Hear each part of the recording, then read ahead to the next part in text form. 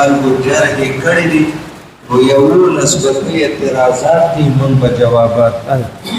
فإن قالوا فقد روى هذا الحديث حديثا أيضا هشام بن عروة عن أبيه وهشام فليس ممن يتكلم في روايته بشيء ثم ذكروا في ذلك ما حدثنا ابن أبي عمران قال إلى آخره عن فإن قالوا سلسلة اعتراضات شروع شوه که قائلین دی قول اول چاغی قائل دی پا ایجاب الوضوء پی مس القبول او فرش بانده دا وی چه دا حدیث دی بسره هشام بن عروه دی پلار نه روایت کرده دی عروه خو مکالمه و مناظره دی مروان سر راغله مخک دی عروه شاگرد وز دی عروه زوی هشام روایت کرده دا او هشام دا متکلم فی راوی نده یعنی دا مجروح راوی نه ده په دې باندې چا جرح تنقید نه ده کړی او دې کې د بصری تذکرہ راغلی وای ثم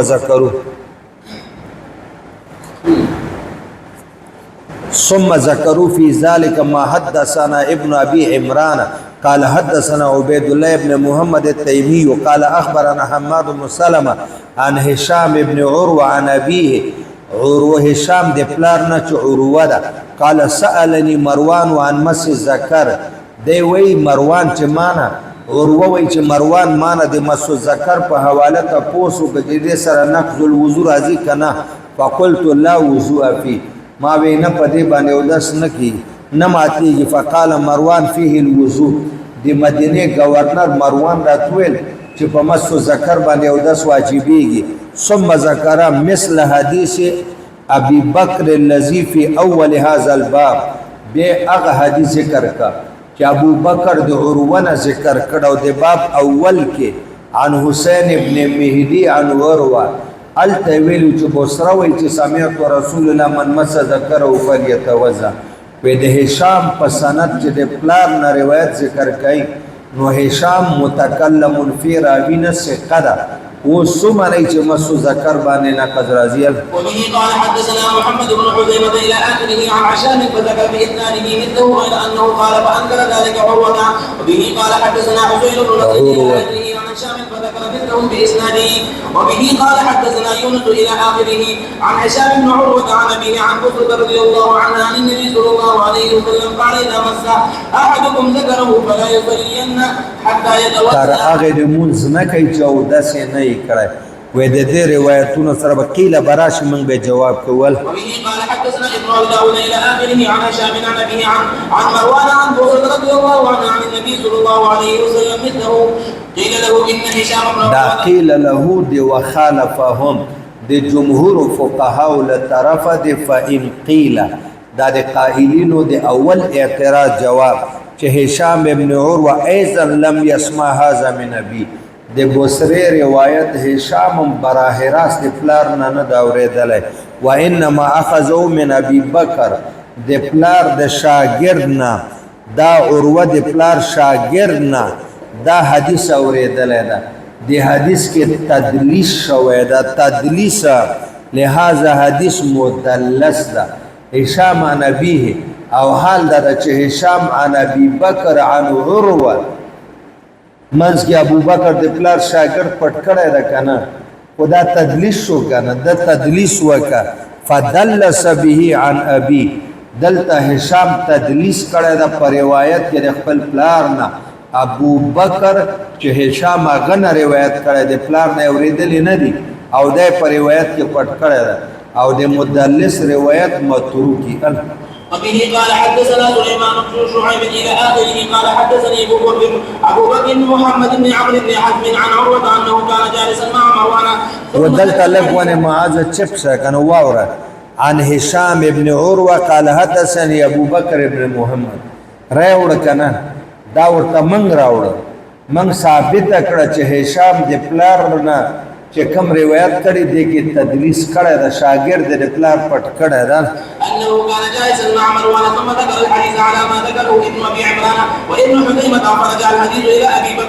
بكر ايضا بیام روایت سند رسیږي ابو بکر ته فإن قالوا دا د قائلینو د قول اول دویم اعتراض ده چې زمون په بل سند درته روایت د بصری نقل کو هغه کې براویان سیقی ال فقد رواه عن عروة أيضا غير الزهري وغير هشام فذكروا في ذلك. نو دی وای چې موږ به روایت ذکر کو هغه به د زهري او د هشام په سند د عروه نه بلکې بل شاګرد به نقل کړی. ما حدثنا محمد بن الحجاج الى اخره قال حدثنا ابو الاحوص انه سمع عروه يذكر عن بصرة رضي الله عنها عن النبي صلى الله عليه وسلم مثله. بچه واوره دا روایت کې بس سند کې به تدلیس نه شوی صحیح ده کوم استاد به پټ کړی په سند کې نه او البته دا کم روایت چې اوس دا قائلین راوړي دا په دریو طریقو سره کمزور او ضعیف روایت اوس ورته ګیره قیل لهم کیف تحتجون فی هذا تاسو څنګه په دې روایت باندې استدلال کوئ دلته دا روایت راغلی ده د هشام او د عروه علاوه دا چا کړی حدثنا ابن لهیع مدار سند ابن لهیع ده تاسو په د څنګه استدلال کوئ عجیبه ده یا لکه ما ته وګورئ ورته وایو که چېرته من یو روایت ستاسو په خلاف راوړو او په سند کې ابن لهیع راغلی د عبدالله نامه و قاضي و بصره کې اوس درته وایم نو تاسو یې موږ سره نه منئ موږ ته وایي دا ضعیف راوي ده نو زموږ په خلاف بیا روایت چې په سند کې ابن لهیع راغلی هغه څنګه استدلال کې دا کوم انصاف کام دغه شانته روایت چې په سند کې ابن لهیعی او زه ستا خلاف حجت کې پیش کوم ته نه مانی ولی ابن لهیع ضعیف ده نو ته ولی زما په خلاف پیش کړه دا انصاف ده ابن لهیع چې ده د دو دوره یو ته دور اول وی یو ته دور ثانی یو خداو چې دبا یو مکتبه واغه وسوځیده پهله به ټول روایتونه د کتابونو نه کول بیا چې مکتبه وسوځیده د حافظې نه کول بیا شفیع الله د چا سره جګړه راغلی و د عبد الله چې مشهور په ابن لهیع ده هغه په جګړه کې دا غریب پر سر باندې په سوکانو وهل او په کپړې نو حافظه متاثر شوه حافظه او روایتونه خو کول د حافظه نه نو حافظه کمزور ده نو چې کله مکتبه نو وسوسېدل او روایتونه کول خلق منل او چې جګړې نه مخ کې چې چا په سر باندې په سوکانو نو وهل روایتونه خلق منل او چې مکتبه وسوځیده او په سر گزارونه وخوړ نو بیا روایت خلق نه منل نو تاسو په دې سند کې ابن لهیع راغلی ده وانتم لا تجعلونه حجه لخصمکم او تاسو دا دلیل نه جوړوي د خپل جانب مقابل د پاره فيما فاغ روایت کې يحتج به علیکم چې هغه تاسو په خلاف باندې دلیل ونیسي او ابن لهیع په کې نو تاسو نه مانئ وې دا متروک الحدیث راوی ده ولم اريد بشار او ګور عن النبي او بیا سوي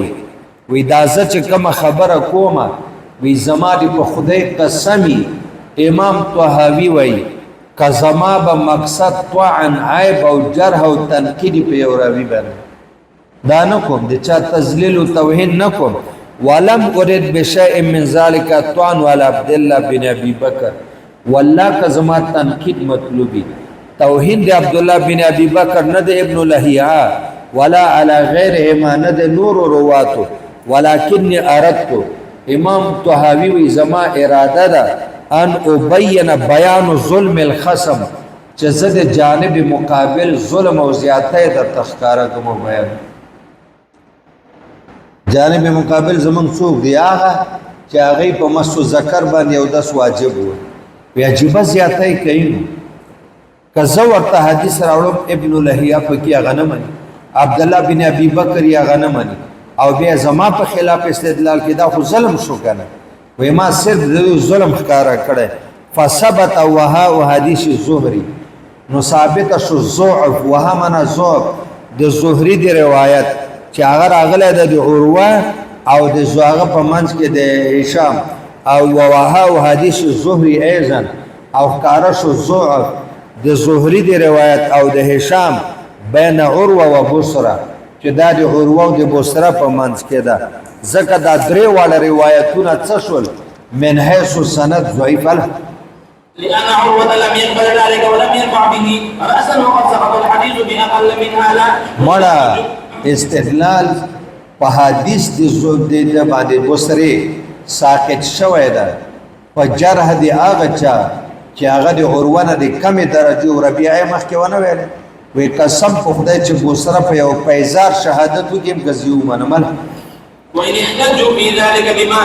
به قال حدثنا أبو بكر إلى آخره عن يحيى بن أبي كثير أنه سمع رجلا يحدث في مسجده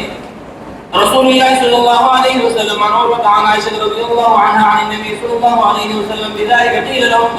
كفى بكم ظلما أن تحتجوا بمثل هذا. دریم اعتراض لپاره جواب ورکړه تاسو لپاره هم دغه ظلم ډیر ده چې په دغه شان روایت باندې استدلال کوي وی التوی انه سمع رجلا يحدث في مسجد رسول الله